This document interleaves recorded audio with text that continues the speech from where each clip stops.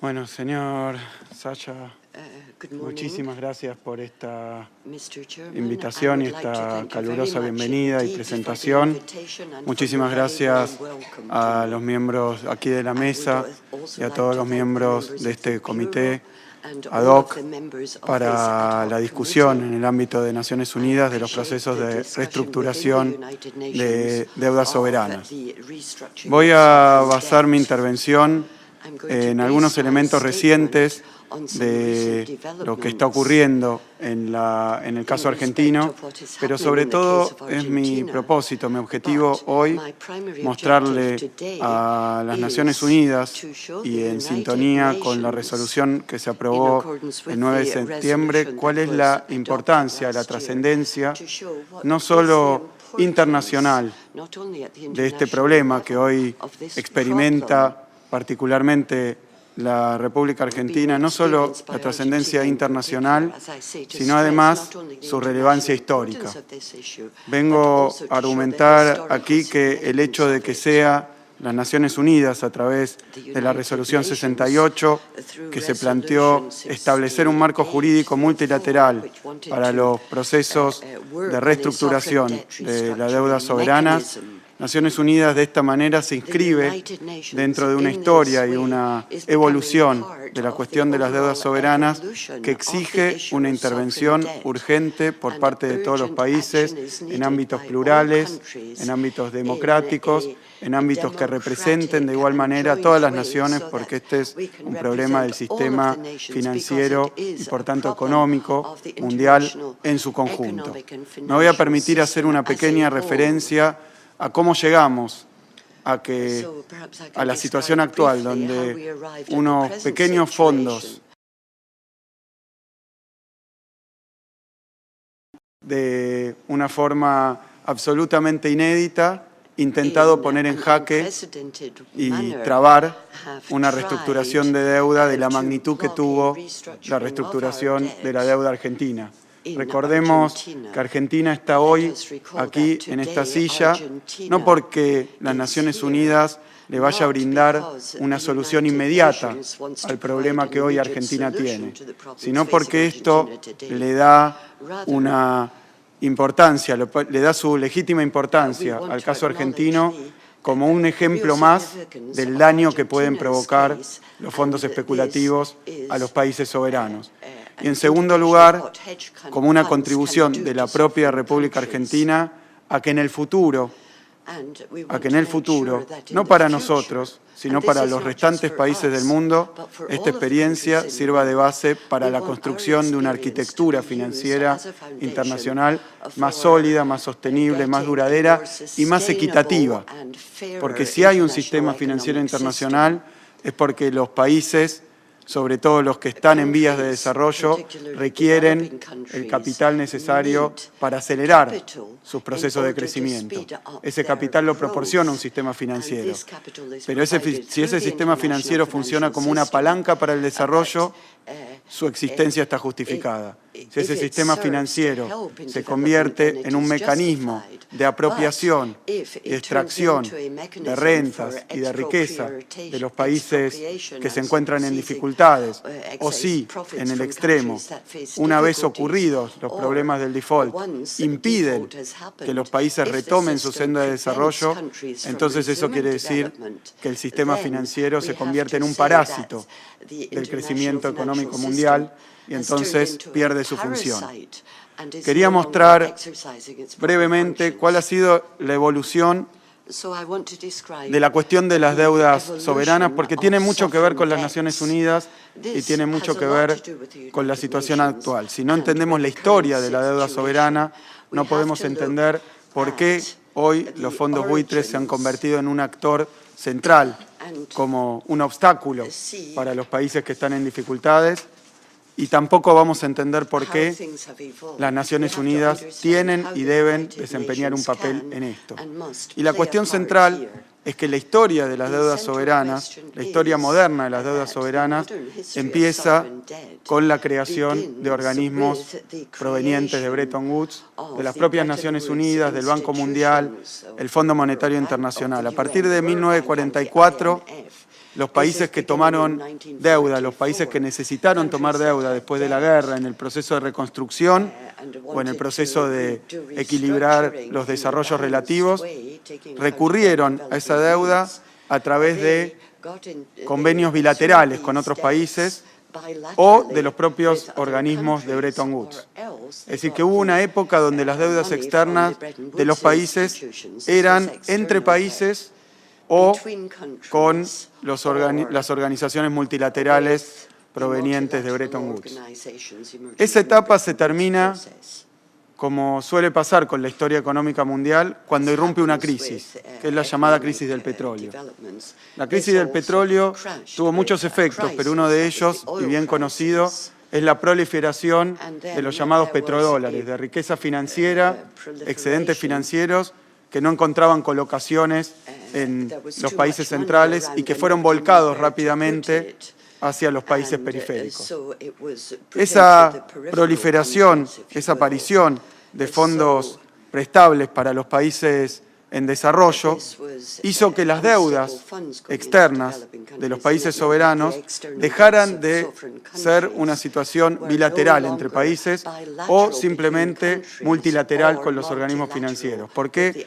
Porque irrumpió la banca comercial a través de préstamos sindicados o de préstamos directos a los países, aportando el financiamiento necesario. De manera tal que hubo una mutación en el sistema financiero internacional en los 70, donde ya no era que los países le prestaban a los países o las organizaciones multilaterales le prestaban a los países, sino que la banca privada, banca comercial privada, empezó a prestarle a cada uno de los países por el excedente de dólares que no encontraban canalización rentable. Entonces, países como todos los emergentes hoy tomaron deuda de la banca comercial. Esa situación generó un crecimiento muy fuerte de la deuda, que ahora era con instituciones bancarias comerciales, que tuvo un evento sobre el que quiero llamar la atención en esta resumida trayectoria de las deudas externas y de las formas institucionales de la deuda externa, porque tal vez, esperemos que no sea así, se asemeje en parte a la situación actual. Recordarán ustedes que entre 1979 y 1980, la Reserva Federal de los Estados Unidos cambió su política financiera y llevó la tasa de interés, en ese momento era Paul Volcker, el responsable de la Reserva Federal, llevó la tasa de interés de 11 puntos en el 79 a 20 puntos en 1980. Ese crecimiento de la tasa de interés en los países desarrollados generó un fenómeno muy complejo para los países emergentes que se encontraban con altos niveles de endeudamiento. Concretamente, desencadenó la llamada crisis de la deuda externa. Llamo la atención y hago una pequeña nota sobre esto porque estamos en la víspera probablemente de un cambio en las condiciones financieras internacionales vinculado precisamente a un crecimiento de la tasa de interés en los países centrales. Y precisamente es hoy un peligro que corren todos los países emergentes que ese crecimiento de la tasa de interés genere un proceso de vuelo a la calidad, de flight to quality, pero peor que eso, que todas las deudas externas atadas a las tasas de interés, como es la tasa LIBOR o las tasas de interés de referencia, con ese incremento de esa tasa de interés se vuelvan más difíciles de pagar o incluso impagables. Esto no es una profecía, simplemente un escenario que planteo porque justamente en las reuniones que se llevaron a cabo en Washington, esto se presentó como un peligro, como una amenaza probable en el futuro cercano. Piensen que en ese momento subió de 11 a 20 puntos la tasa de interés. Para los países endeudados significó que la carga financiera se duplicó. Uno no puede pensar que la tasa de interés del año que viene o el siguiente va a ser de 20% en los países centrales, pero sí puede pensar que va a ser el doble que ahora. Con solo que se duplique, vamos a tener el mismo efecto, la duplicación de los servicios financieros en todos los países emergentes. El que pagaba 1.000 va a pagar 2.000, el que pagaba 4.000 va a pagar 8.000. Y eso pasa, si pasa del 11 al 20 o si pasa del 1 al 2 o del 3 al 6. Quiero decir que pequeños movimientos en la tasa de interés en términos de puntos porcentuales generan crecimientos muy fuertes en los servicios de deuda en los países que se encuentran comprometidos. Eso fue precisamente lo que pasó en la década de los 80 y desencadenó la crisis de deuda que se inicia en el 82 con el caso de México. Viene después, y lo conocemos bien, el plan Baker y después el plan Brady en la historia de las deudas soberanas. Pero hay un movimiento institucional sobre el que llamo la atención porque es el origen de la problemática actual. Una deuda externa de los países que estaba bien controlada, porque eran en relaciones bilaterales con otros países u organismos multilaterales, pasó a la banca privada. Esa banca privada comenzó a generar un pequeño mercado secundario de deudas. Es decir, la deuda se empezó a negociar no directamente con el acreedor, sino en un mercado secundario. Pero es a partir del plan Brady que se titulariza, se convierte en títulos, en bonos soberanos, en moneda extranjera y con ley extranjera, el grueso de la deuda externa de los países emergentes. Es decir, pasamos de deberle a las instituciones de Bretton Woods a deberle a los bancos comerciales, y hoy el mundo está endeudado con el mercado de bonos, que es un mercado que es altamente volátil, que es básicamente privado, que no reconoce ningún tipo de contención en cuanto a la institucionalidad de sus acciones, que no sea el propio desenvolvimiento de las reglas que afectan los mercados financieros en general. Es decir, ocurrió un verdadero proceso de privatización y atomización de las deudas externas de los países, que obviamente desencadenó nuevamente en los 2000 una fuerte crisis, pero que sobre lo que quiero llamar la atención es que esta transformación, esta metamorfosis de las deudas soberanas fue lo que explica la aparición de los llamados fondos buitres y el extremado poder que han logrado sobre las finanzas internacionales y entonces sobre las deudas de los países y fundamentalmente sobre las condiciones económicas de los países endeudados. Cuando uno observa de igual manera, y ahora presento una recta del tiempo donde voy a referirme simplemente a los fondos buitres, al origen de los fondos buitres.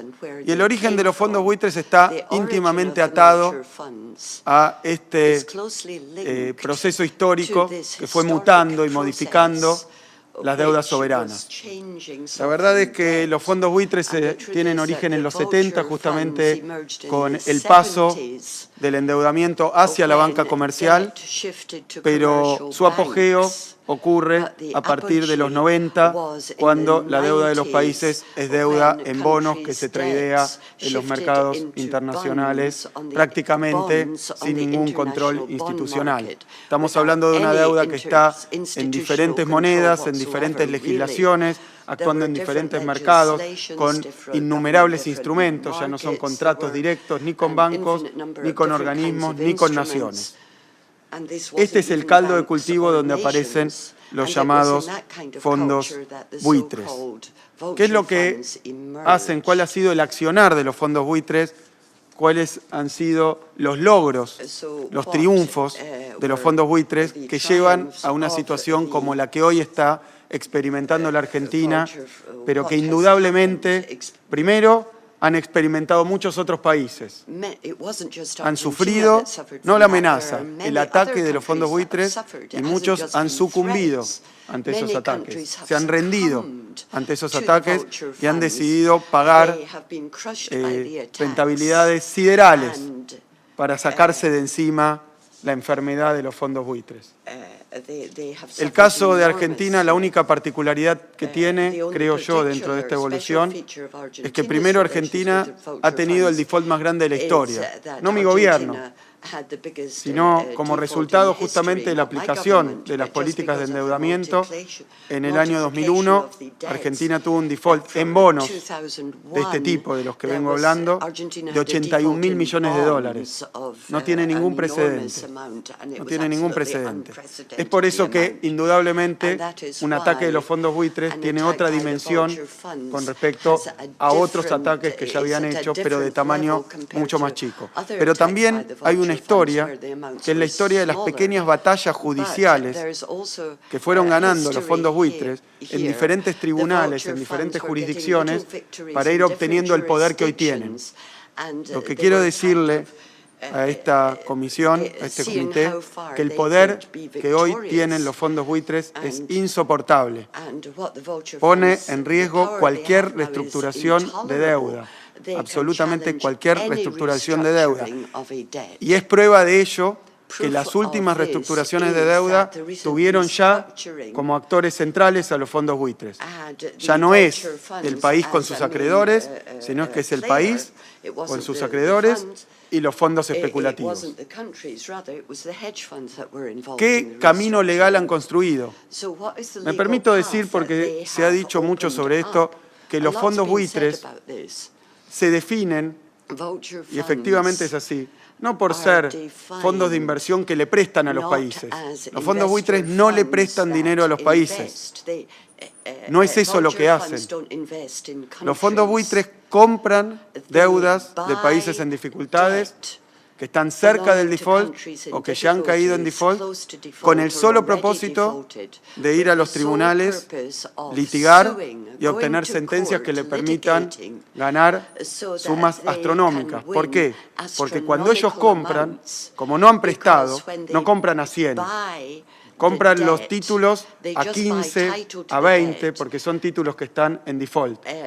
Y después van a reclamar el pago del 100%, más intereses, más punitorios. El caso argentino es también una muestra muy clara de esto.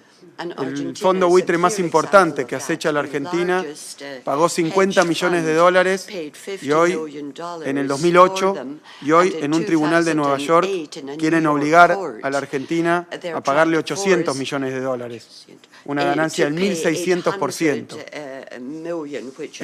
en el plazo de 6 años. Pero esto no es una casualidad, esto es una acción sistemática y han aparecido estos parásitos especializados en comprar deuda soberana en dificultades, ir a tribunales y obtener sentencias favorables. Pero para eso quiero decir, han construido un camino, y lo digo porque es así, que ha limado completamente la seguridad jurídica del endeudamiento externo de los países. Lo ha dinamitado.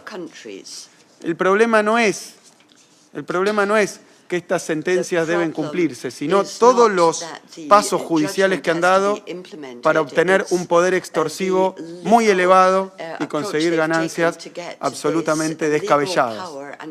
Voy a mencionar algunos de estos pasos porque es importante que lo sepamos para que se entienda que probablemente este problema, esta dificultad, no encuentre nunca una solución que exclusivamente se logre en el ámbito privado o en el ámbito contractual. Por definición es esto. Nosotros no estamos, y quiero dejar en claro la posición argentina, no estamos en contra de las soluciones vinculadas a las mejoras contractuales, a las nuevas cláusulas de acción colectiva, a las nuevas cláusulas pari passu. No estamos en contra. Bienvenido sea todo lo que ha ocurrido a partir de que el mundo tomó conciencia de la amenaza de los fondos buitres. Se están tratando de generar anticuerpos para los fondos buitres, pero nunca van a alcanzar esos anticuerpos. Se necesita que haya un marco general y principios generales aceptados democráticamente por todos los países para las reestructuraciones de deuda. Porque después voy a poner en detalle, siempre va a haber agujeros, siempre va a haber fallas, siempre va a haber vacíos legislativos que permitan el accionar de los fondos buitres. ¿Cómo han preparado el camino para obtener estas sentencias? En primer lugar, las deudas soberanas parecían protegidas por las leyes de inmunidad soberana. Deberían estar protegidas por las leyes de inmunidad soberana, porque la emisión de deuda externa es un acto soberano. Pero consiguieron sentencias los fondos buitres donde lograron, en Estados Unidos, por ejemplo, convertir a la emisión de deuda soberana de los países para los tribunales norteamericanos en una actividad comercial, que entonces no está sujeta a la inmunidad soberana. soberana. Estos son diferentes fallos. Tengo la historia, pero no los quiero aburrir con la historia legal. Pero entiendan este punto porque es central y filosófico. Cuando un país emite deuda, para los tribunales de algunos países es un acto comercial, no de política económica. Si fuera un acto comercial de política económica, estaría protegido por la inmunidad, porque, por ejemplo, un país emite deuda porque tiene una cuestión cambiaria que resolver. Entonces no es un acto comercial, como si fuera de una empresa comercial, y entonces los títulos no pueden tratarse como instrumentos comerciales y deben estar protegidos por la inmunidad soberana. Consiguieron un fallo tras otro que instaló aquí en la legislación norteamericana que no es una cuestión soberana, sino una cuestión comercial. Y entonces los títulos de deuda pública se tratan como títulos privados comerciales. Algo que claramente no está bien desde el punto de vista de la filosofía de la inmunidad, pero que ha sido atacado y han ganado. Entonces, hoy la deuda se trata como una cuestión comercial, aunque sea de un país soberano. En segundo lugar, la llamada doctrina Champerty, esta doctrina de tiempos inmemoriales, que decía que alguien que compraba deuda en default, con el solo propósito de enriquecerse con un fallo judicial, no podía hacerlo. Eso no se iba a admitir. Consiguieron, por un subterfugio legal, pero que ha sido convalidado, y no solo en Estados Unidos, sino en tribunales europeos, decir que comprar deuda en default y después ir a litigar con esta deuda no está bajo el dominio de la doctrina Champerty, porque dicen que cuando compran la deuda es para ver si consiguen que el país pague, no para ir a litigar. Y que el litigio y que la acción judicial es resultado de que el país no paga. Sabemos que esto es mentira, que compran para litigar, no compran para negociar una solución. Sin embargo, con esta excusa se los permite litigar a pesar de haber hecho esta maniobra financiera que claramente va contra principios internacionales, pero ya se ha convalidado en la doctrina normal en algunas jurisdicciones, de forma tal que es deuda comercial, se puede comprar en default para ir a conseguir todo el precio pleno de los bonos más los intereses. Y por último, el último avance, y este es el más reciente, que han consolidado en el terreno judicial, es el de la cláusula pari passu, una interpretación descabellada de la cláusula pari passu. Todos los países que se endeudaron, y quiero decir esto para que se entienda cuál es la magnitud del problema. Hay 900 billones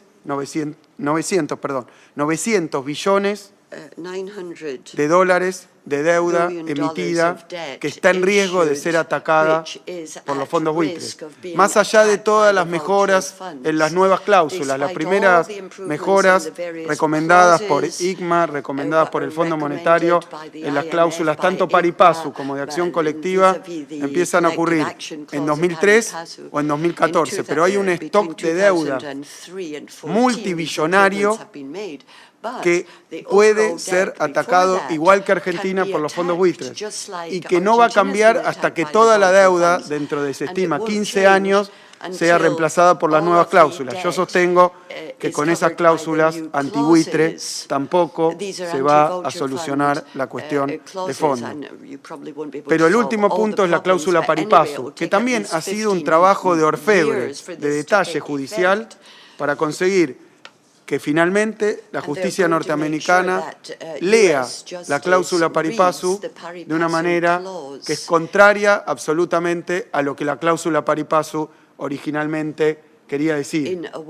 Hay 900 billones de dólares de deuda con cláusulas pari passu, sin acciones colectivas, que corre riesgo, como un stock de deuda, que corre riesgo de ser atacado de la misma manera por los fondos buitres si entran en dificultades mañana, pasado, dentro de 5 años. Es decir, que las novedades en términos contractuales no solucionan el problema del stock de deuda. Necesitamos un instrumento más poderoso para discutir las cuestiones de la deuda de los países.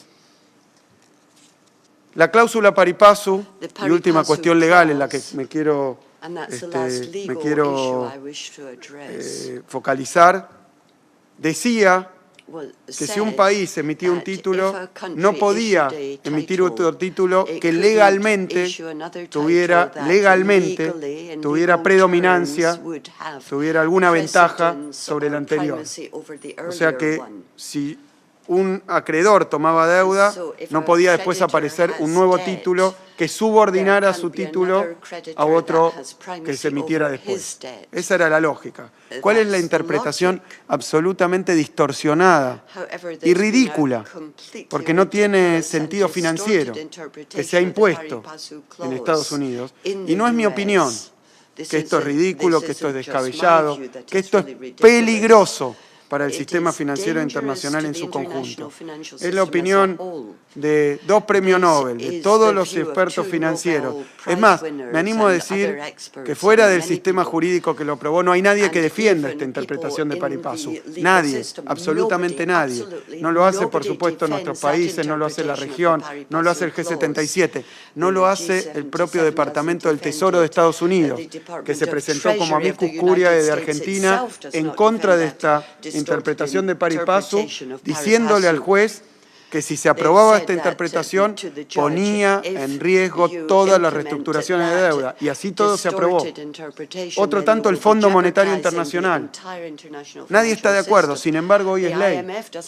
Y los contratos ya están escritos. Me animo a decir que no hay muestra más clara de la inseguridad jurídica en el terreno financiero que el hecho de que se reinterprete una cláusula de una forma totalmente distinta a la que todos la entendíamos y estaba concebido.